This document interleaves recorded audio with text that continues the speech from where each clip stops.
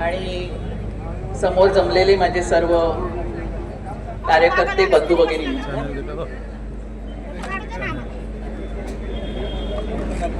आज अतिशय गंभीर अशा एका परिस्थितीमध्ये संपूर्ण जग जवळजवळ एका महाभयंकर महायुद्धाच्या काठावर उभा आहे. 2-3 दिवसांपासून आपण ऐकतो आहोत की मोदी ज्यांच्याकडे जाऊन नाच करत होते त्या इस्रायलचे पंतप्रधान नेत्यानाहू यांनी इराणवर हल्ला केला आणि एका महाभयंकर विनाशाच्या खाईमध्ये संपूर्ण जगाला लोटलेला आहे.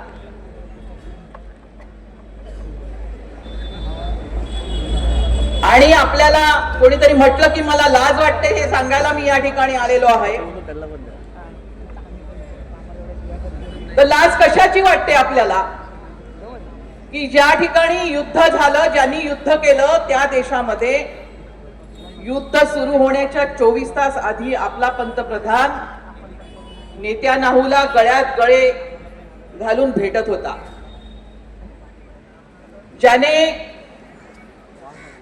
ज्याने आपल्या आजूबाजूचे जे देश आहेत त्याच्यावरती त्यांच्या जमिनी हिसकावण्याचं काम, बेकायदेशीरपणे दुसऱ्या देशाच्या हद्दीमध्ये घुसण्याचं काम वर्षानुवर्ष केलेलं आहे तो इस्रायल. पॅलेस्टाईनच्या गोरगरीब जनतेवरती ज्यांनी अत्याचार चालवलेले आहेत आणि लक्षावधी माणसं, शाळेतली मुलं देखील ज्यांनी मारलेली आहेत आणि ज्याच्यावरती आंतरराष्ट्रीय कायद्यानुसार अनेक गुन्हे आहेत, अनेक देशामध्ये जो क्रिमिनल आहे,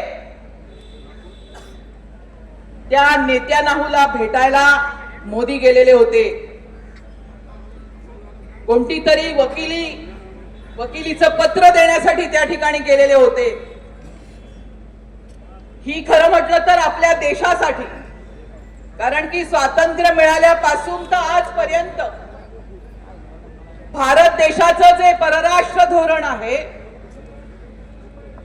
ते देशामध्ये शांतता नांदावी म्हणून अलिप्ततेचं धोरण देशातल्या नेहरूंपासून तर अगदी वाजपेयींपर्यंतच्या पंतप्रधानांनी राबवलेलं आहे.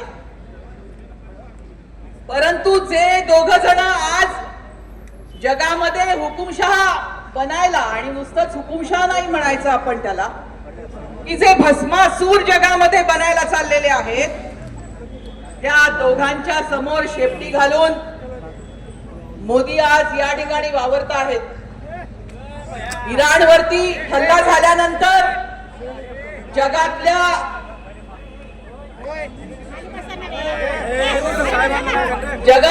अनेक देशांनी, अनेक देशातल्या नागरिकांनी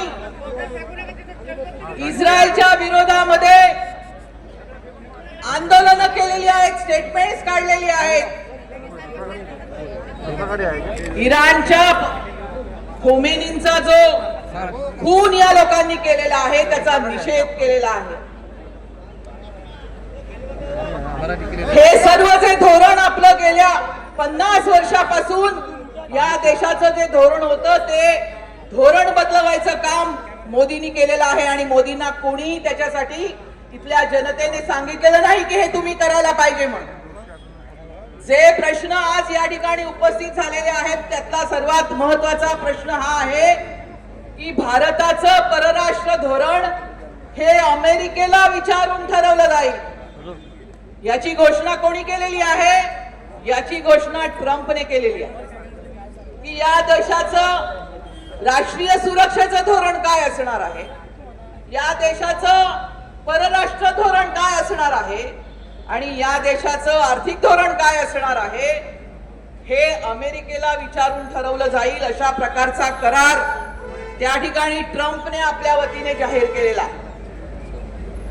आणि ही एक प्रकारे आपल्या देशाला गुलाम बनवलं जात आहे. आणि या परिस्थितीमध्ये आपण बघत आहोत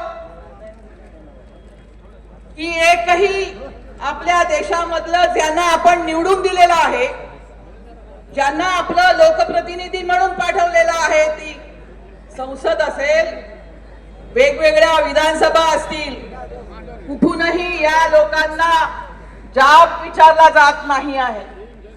आणि म्हणून आपल्या देशाचं स्वातंत्र्य, आपल्या देशाचं सार्वभौमत्व, आपल्या देशाची स्वायत्तता धोक्यात आलेली आहे.